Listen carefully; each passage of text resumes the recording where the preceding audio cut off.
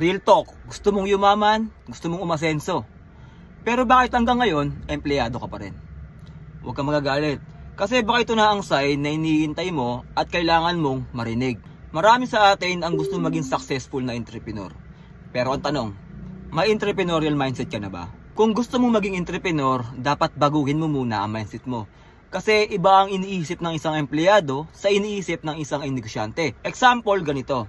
Ang employee, trabaho ako para sa sweldo, para pambayad ng mga bills. Ang entrepreneur naman, gagawa ako ng negosyo para ang pera ang magtatrabaho para sa akin. Nakikita mo pagkakaiba?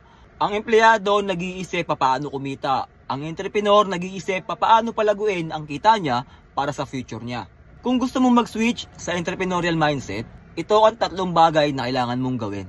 Una, palitan mo muna ang comfort zone mindset mo. Huwag kang matakot sa risk, sa negosyo. Hindi laging sigurado ang kita. Pero ang pinakamaganda dun, mas malaki ang potential na kita. Ikalawa, matuto ka ng financial literacy. Hindi sapat na kumikita ka lang. Dapat alam mo kung paano mag-invest, paano gamitin ang pera para lumago. Ikatlo, maging action taker, hindi excuse maker. Gusto mong magnegosyo pero wala kang puhunan? Di mag-aral ka muna ng skills na pwede mong pagkakitaan. Ang tunay na entrepreneur gumagawa ng paraan. Hindi mo kailangan biglaan mag-resign bukas para maging entrepreneur. Pwede ka magsimula kahit empleyado ka pa.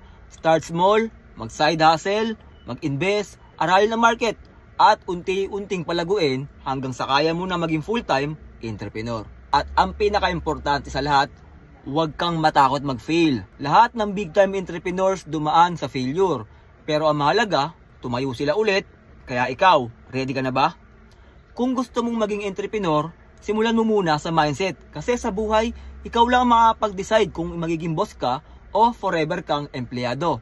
Choice mo yan. Kaya ang tanong ko sa'yo, habang buhay ka na lang ba magiging empleyado o gusto mong ikaw naman ang maging boss ng sarili mo? Once again, this is Real Talk Care.